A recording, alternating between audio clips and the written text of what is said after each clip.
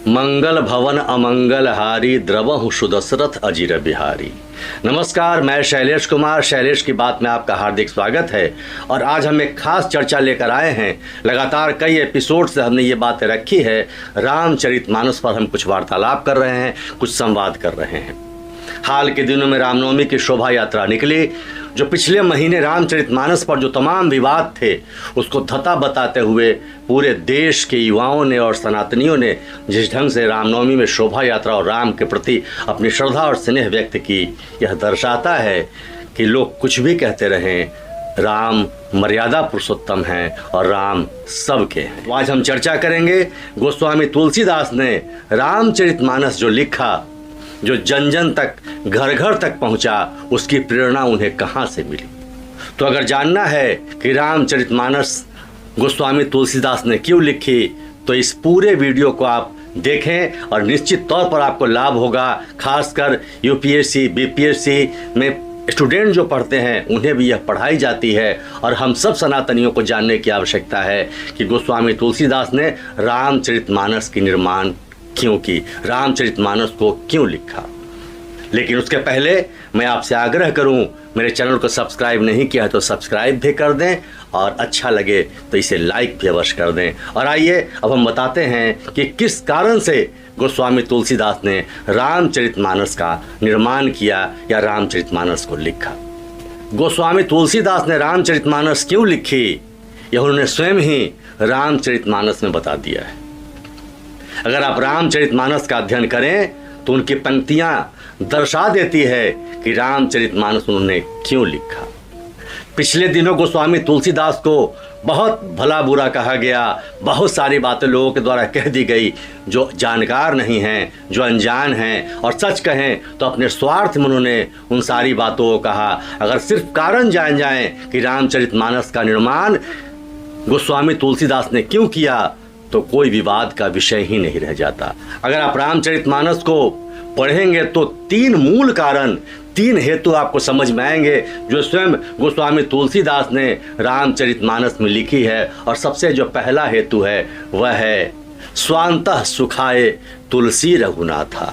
बालकांड में उन्होंने लिख दिया है कि स्वांतः सुखाए तुलसी रघुनाथा, यानी कि स्वांतः सुख के लिए, अपने सुख के लिए मैं रामचरितमानस लिख रहा हूं।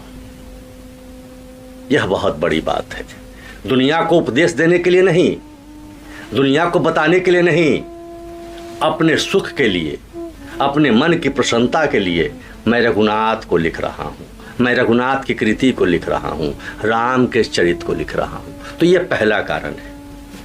कुछ लोगों ने जो हाल के दिनों में टिप्पणियां की वो भी दूसरे के लिए था, एक मैसेजिंग था कि जिसकी वजह से हमारे स्वार्थ की सिद्धि हो जाए।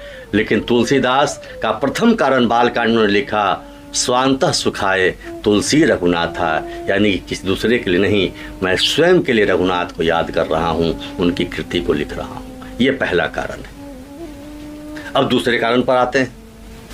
और गोस्वामी तुलसीदास ने दूसरा हेतु लिखा है भाषा बद्ध करब मैं सोई, मोरे मन प्रबोध जेहि होई।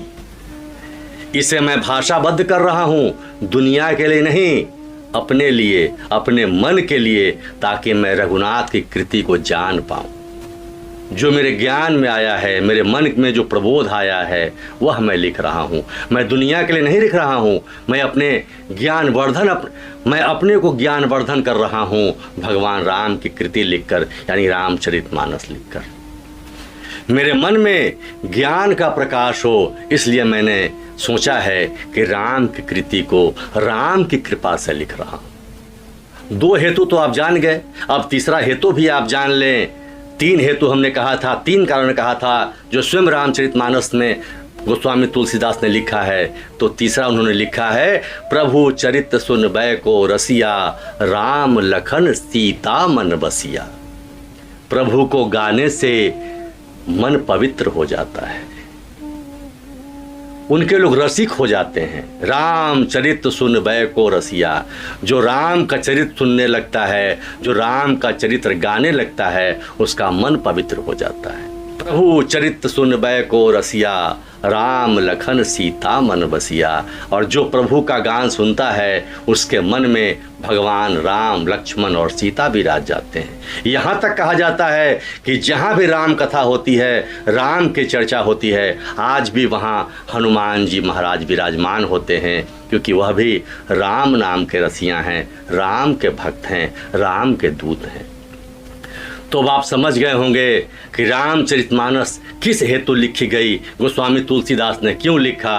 और गोस्वामी तुलसीदास ने सबसे अंत में कहा है कि अपने मन के प्रसन्न के लिए राम को गाया जाना चाहिए। जो व्यक्ति अपने मन को प्रसन्न करना चाहता है, जो व्यक्ति दूसरे के लिए कोई बात, एक कष्ट की बात भी नहीं कहता, वह व्यक्ति कोई ऐसी भाषा कैसे लिख सकता है जिससे दूसरे को कष्ट पैदा हो। लोगों ने तोड़ मरोड़ कर बहुत सारी बातें कह दी, इसलिए हम युवाओं को, हम सनातनियों को या हम सब को यह जानने की आवश्यकता है कि गोस्वामी तुलसीदास ने रामचरितमानस क्यों लिखी और क्या क्या लिखा। आगे बहुत सारी बातें होगी, लेकिन राम मर्यादा पुरुषोत्तम हैं, राम सबके हैं, हम राम के अंश हैं। राम के अंश बनने का प्रयास करें, राम के अंश होंगे तो तनाव कम होगा। हम धीरे धीरे रावण के अंश की ओर अग्रसर होते जा रहे हैं। इसलिए जीवन में ज़्यादा से ज़्यादा दूसरे की चीज़ों को पाने की लालच हम में तनाव पैदा कर रही है। तो इससे बचें। शैलेश की बात को सब्सक्राइब करें, लाइक करें, और अब अगले एपिसोड में कुछ और बातें रामचरितमानस पर हम लेकर आएंगे। तब तक के लिए विदा दें। जय सिया राम।